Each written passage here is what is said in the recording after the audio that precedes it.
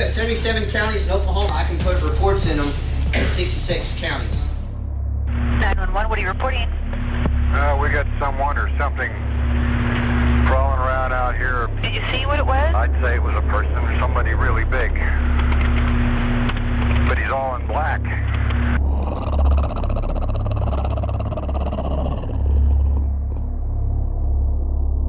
Welcome back to Squatch Ranger Files, Episode 17.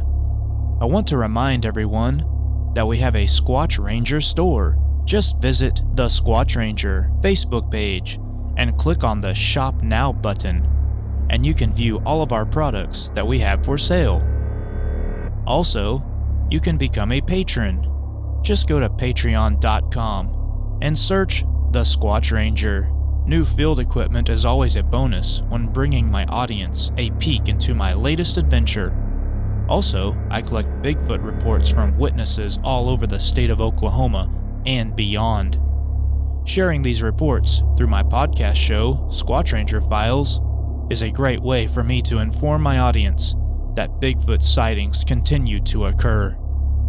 A traveling budget to reach these witnesses would be a helpful tool for me to continue my journey. Please join my search. Make sure to check me out on patreon.com. Okay, it's now time to start Squatch Ranger Files, Episode 17. Number 1. Man sees Bigfoot along Highway 10. In 2010, Northeast District of Oklahoma, Adair County. Class A, daytime sighting.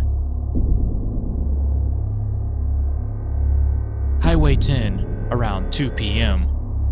Several years ago, we were returning from Tahlequah to Springdale on Highway 10 along the Illinois River. We were headed up a hill, and to the west of the highway, in a hollow, was a house with a fence surrounding it. Standing at the front gate, with its back toward me, was this figure, with its left hand on the gate post. Its arm was straight down.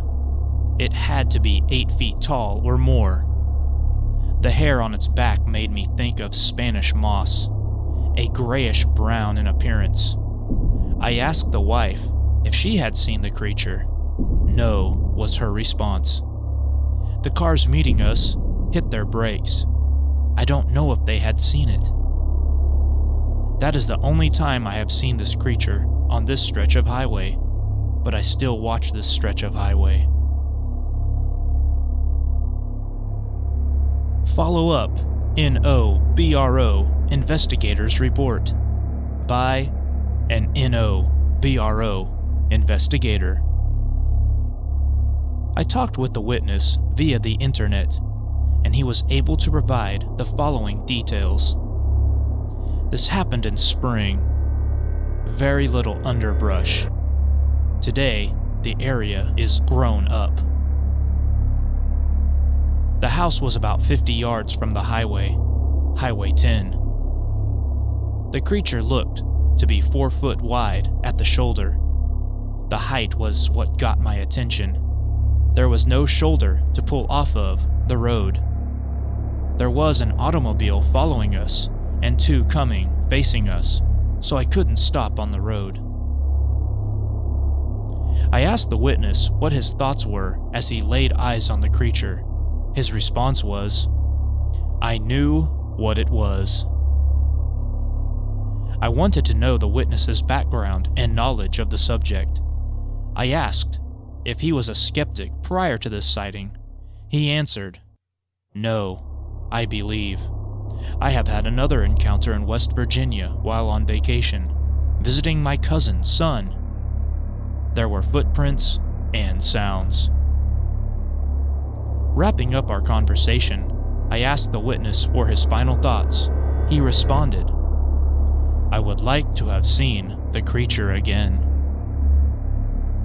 This case is now closed.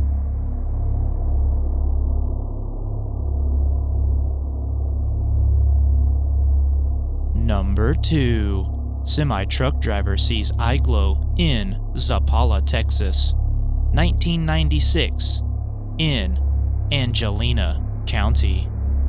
Class A nighttime sighting. 1.5 miles south of Zavala, Texas. Year 1996, June 12th, approximately 3:30 a.m. I was, at that time, driving for a petrochemical fuels transport company in Beaumont, Texas, and was on my second run from Beaumont to DeRidder, Louisiana. I stopped just south of Zavala to take a break. I got out of my semi and walked around a little bit. Semi-cloudy night, bright moon to the southeast. Figured I might as well relieve myself and get driving again, so I went to the back of the trailer. A few moments later, I really got a bad feeling. I was being watched, but something that was not in a good mood. Just a feeling. But it was there. I looked over my left shoulder, up a small hill on the east side of the road. Forgot I had done this particular delivery many times. Anyway, I looked up the hill, lightly forested with a good mix of small and large trees. About 40 yards away, near this very large tree, was a very large, man-looking shape. Light from the moon behind it outlined the hair, roughly 8 foot tall. Then a decently sized red eye peeked out from the tree, which is now known as eye glow, which we haven't figured out as of yet. I really got the impression that I needed to leave fast, so I took one last look and bolted for the cab of my truck, running with my barn door open.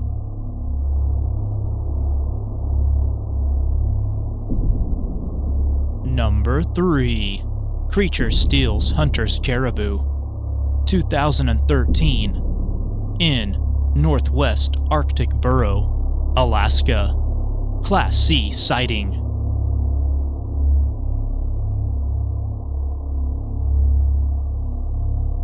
Since my son is not here, I'll tell the story he told us. We live in Alaska, in a little village called Noatak. Population is about 600. We live and subsist on the Noatak River, which is the largest freshwater river in North America. Anyways, about 4 years ago, it was fall time and everyone was out hunting caribou, preparing for the long winter months. The caribou were plentiful that year. People were catching some upriver, downriver, everywhere. Well, my son and my nephew were traveling by boat from Noatak to Kotzebue, which is about a 75 to 80 mile trip on the river. About halfway to Kotzebue, they spotted a lone caribou up on the mountain and shot it from the boat. They quickly changed out of their hip boots to go and retrieve the caribou. They climbed the mountain to retrieve the caribou, but once they got to the kill site, the caribou was gone, and there was no blood trail or tracks left behind. The boys got spooked and hightailed back to the boat. Once they left, all confused as to what happened to their catch, they saw a huge black figure carrying a caribou further up the mountain, and it screeched so loud that it echoed through the valley. It was a sound they never heard before, but gathered that this Sasquatch took their caribou. Follow-up investigators report. I spoke with the eyewitness's mother via the internet. She agreed to let me report this account of her son's and nephew's experience. To fully understand this area of Alaska, the following information can be found on alaska.org. The Noatak River flows through the largest undisturbed watershed in North America. It starts in the dramatic, granitic, Endicott, and Schwatka Mountains and the gates of the Arctic National Park of the Brooks Range. Flowing along at a leisurely pace, in a westerly direction for 300 miles, then turning to the south for another 100 miles, within the Noatak National Preserve. The upper 60 miles are in the dramatic mountain alpine country.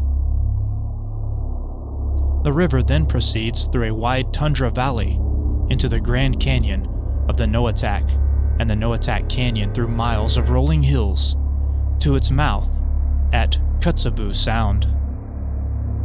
It is a clear Arctic river with excellent fishing opportunities and with great wildlife viewing opportunities of bear, sheep, caribou, and musk ox. It begins in the mountains and the Arctic bogs, eventually flowing back to the white spruce forest of western Alaska, where Inupiat life has existed for millennia. The Noatak River Basin is one of the world's finest remaining vast wilderness areas.